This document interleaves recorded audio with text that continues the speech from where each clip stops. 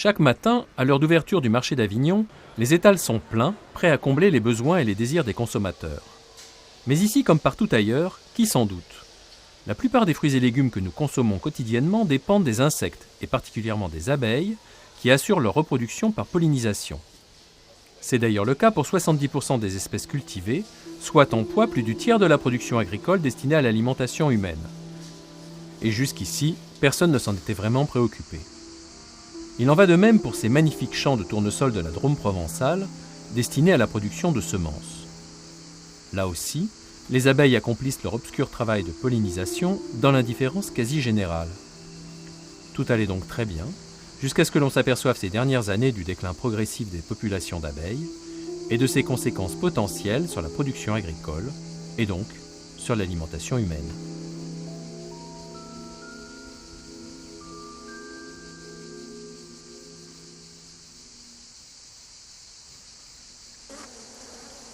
Aujourd'hui, aux abords d'un champ de tournesol, on trouve toujours quelques ruches. C'est que les agriculteurs producteurs de semences le savent bien. Les abeilles se nourrissent exclusivement de nectar et de pollen.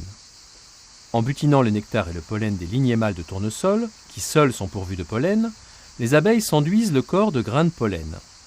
Quand elles butinent le nectar des lignées femelles, les abeilles déposent ce pollen sur celles-ci et les fécondent. C'est ainsi que le tournesol peut produire des graines, autrement dit des semences. Voilà donc pourquoi, depuis une trentaine d'années, les agriculteurs producteurs de semences font appel aux apiculteurs pour polliniser leurs cultures. Et en général, cela se passe comme ça, de façon informelle. Si au lieu de faire habituellement 10 ou 11 quintaux, 12 quintaux, etc. Si on fait que 3 ou 4 quintaux, si en mettant même 10 ruches de plus, on fait 10 quintaux, c'est bon, pas de problème. On l'aura compris, ce que veut l'agriculteur, c'est que les abeilles augmentent sa production de semences. Mais comment l'apiculteur doit-il s'y prendre pour bien faire travailler ses abeilles? Où placer les ruches par rapport aux champs de tournesol à polliniser? Combien de ruches pour y parvenir? Et quel type de colonie choisir? Et puis, sachant que l'aire de butinage des abeilles domestiques atteint fréquemment un rayon de 10 km autour de la ruche, comment savoir si elles ne vont pas délaisser les tournesols au profit d'autres fleurs, plus riches en nectar et en pollen, ce qui leur permettra de faire leur provision d'hiver et de mieux nourrir le couvain, c'est-à-dire l'ensemble des œufs, des larves et des nymphes de futurs insectes présents dans une ruche? Réponse. Nous, on n'est pas des scientifiques, on est des apiculteurs, c'est des gens plutôt de terrain. Et en fait, ces observations, on sait que pour développer le couvain, il faut du miel et des protéines. Donc les protéines, c'est le pollen. Donc en faisant des colonies jeunes, donc demandeuses de protéines, moi je suppose qu'elles vont avoir une meilleure efficacité en pollinisation. Je dis bien je suppose, hein.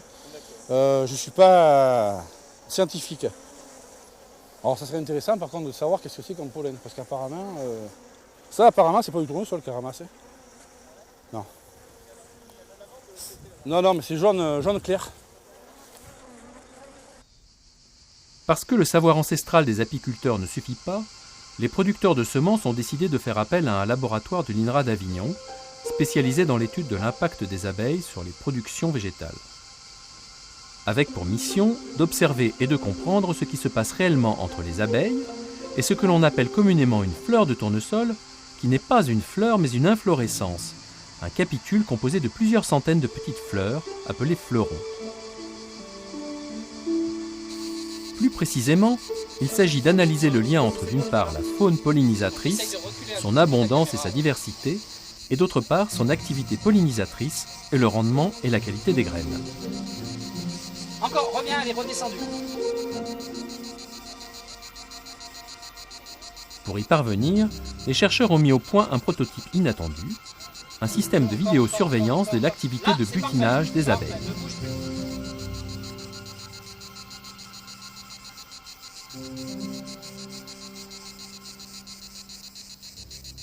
Donc là, en fait, au niveau de la caméra, vous avez une caméra qui enregistre en permanence.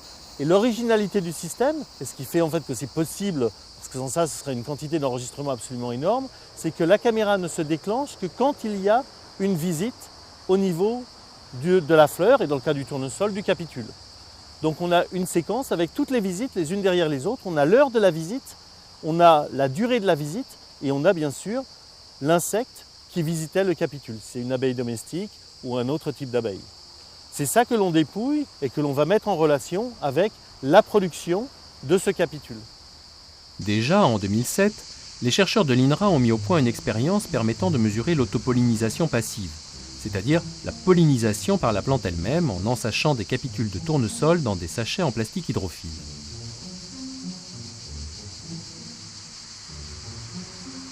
Autre mesure effectuée, la pollinisation par le vent, en protégeant cette fois les tournesols à l'aide de sachets de tubes.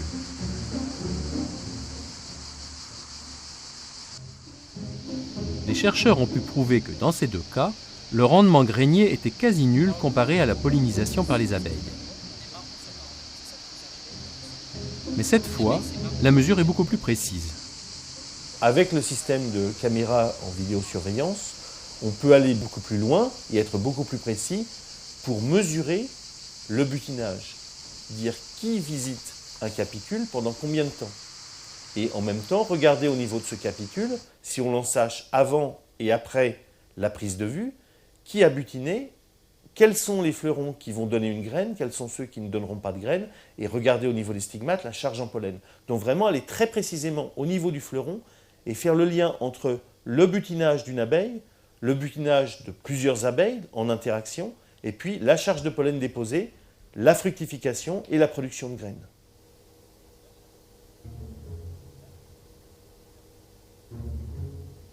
L'expérience prévoit de mesurer la charge en pollen au niveau de chaque stigmate, l'organe femelle de la fleur de tournesol, et de mettre en relation ce résultat avec les visites d'abeilles et la production de graines. Mais ce n'est pas tout. Il existe 1000 espèces d'abeilles en France qui toutes interviennent dans la pollinisation et interagissent entre elles. Ce projet prend en compte la diversité de la faune pollinisatrice. Et c'est une des premières dans le cadre de ce projet. On ne s'intéresse pas seulement aux abeilles domestiques, mais on s'intéresse à l'ensemble de la faune pollinisatrice, puisque des collègues américains ont bien montré que c'était l'ensemble de la faune pollinisatrice qui était importante et qui affectait en fait le résultat en termes de pollinisation. Cependant, qu'elles soient domestiques ou sauvages, le déclin des populations d'abeilles en Europe, comme dans la plupart des pays industrialisés, semble s'accélérer.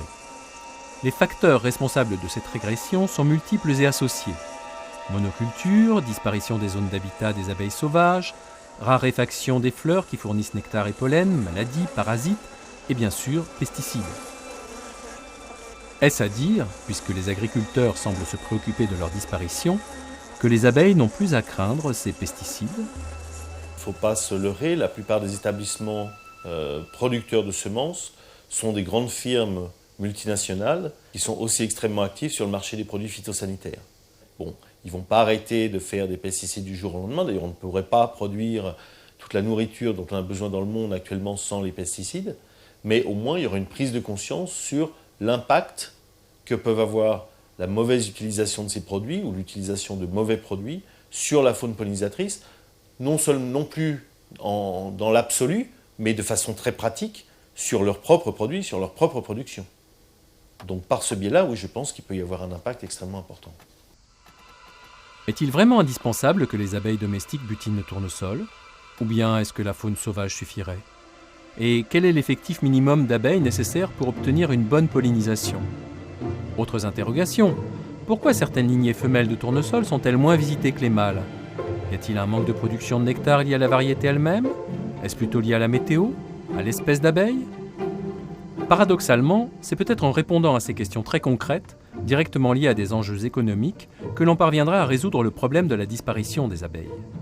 Il en va de notre alimentation, bien sûr, mais aussi de la survie d'un nombre considérable d'espèces végétales et animales qui, par le biais de la pollinisation, dépendent elles aussi des abeilles.